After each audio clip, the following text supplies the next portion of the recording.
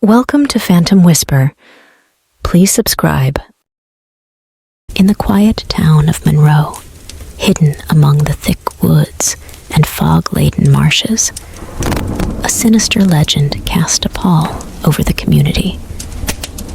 The tale of Hannah Cranna, the Wicked Witch of Monroe, whispered through the creaking branches and haunted the minds of those who dared to tread too close to her supposed domain. Hannah Cranna, a woman of mysterious origin, was said to have arrived in Monroe centuries ago, wielding dark powers that tapped into the very fabric of the supernatural. Her presence, marked by the scent of lingering enchantments and the ominous flicker of candles in her secluded cottage, struck fear into the hearts of the townsfolk.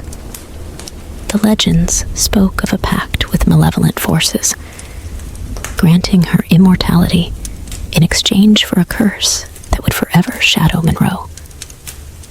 As the town slept under the veil of night, mysterious occurrences would unfold.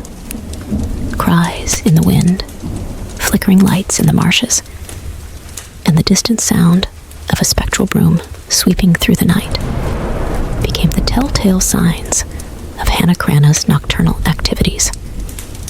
Children would dare each other to approach the edge of the woods, hoping to catch a glimpse of the Wicked Witch and prove their bravery.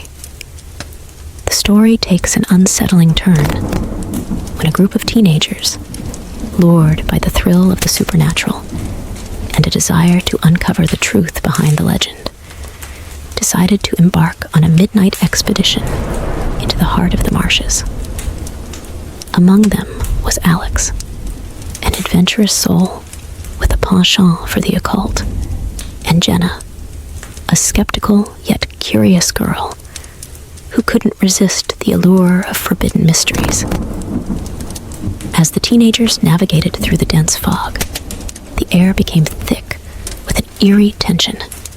The marshes, shrouded in darkness, seemed to pulse with an unseen energy. The croaking of frogs and the rustling of unseen creatures created an unsettling symphony that echoed through the night. The group stumbled upon an ancient clearing, marked by gnarled trees and twisted vines. At its center stood Hannah Cranna's dilapidated cottage, its windows glowing with an unnatural light. Jenna, her skepticism wavering, urged caution, but Alex, driven by a thirst for the supernatural, pressed on. As they approached the cottage, the air grew colder, and an oppressive silence settled over the clearing. The flickering candlelight within cast long shadows that danced along the edges of the marsh. The teenagers hesitated on the threshold, aware that they were venturing into the heart of the town's deepest fears. The door, hanging loosely from rusted hinges, creaked open with an otherworldly wail as the group entered the dimly lit interior. The air was thick with the scent of ancient spells and the musty odor of time-forgotten secrets. Jenna, her skepticism now replaced by a growing sense of unease, warned the group of the consequences of meddling with the supernatural. As they explored the cottage, the group discovered an ancient grimoire, a book of spells and curses that purportedly held the key to Hannah Cranna's malevolent powers. The pages, yellowed with age, revealed incantations that promised untold power, but came at a price. Alex, enthralled by the forbidden knowledge, couldn't resist the allure of testing the spells inscribed within the ancient tome. As the incantations echoed through the cottage, the air vibrated with a sinister energy. Unseen forces seemed to stir, and the temperature plummeted as the room became a conduit for the supernatural. The flickering candlelight cast distorted shadows on the walls, and the atmosphere pulsed with an otherworldly luminescence. In the midst of the arcane ritual, a spectral figure materialized, the embodiment of Hannah Cranna's curse. Her eyes glowed with a malevolent light, and and her voice, a sinister whisper that cut through the silence, spoke of the consequences that awaited those who dared to invoke the powers of the Wicked Witch. The room trembled with the weight of the curse, and the group, now gripped by a collective fear, realized the magnitude of their actions. The cottage, once a dormant vessel of dark energies, now awakened with a vengeance. The teenagers, trapped in a malevolent web of their own making, sought a way to undo the unleashed forces.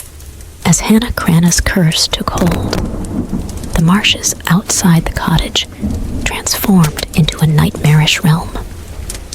The trees contorted into grotesque shapes, and the air resonated with the tormented cries of unseen entities.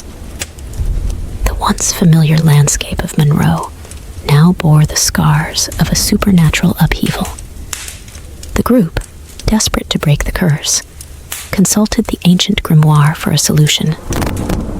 The pages, however, offered no reprieve.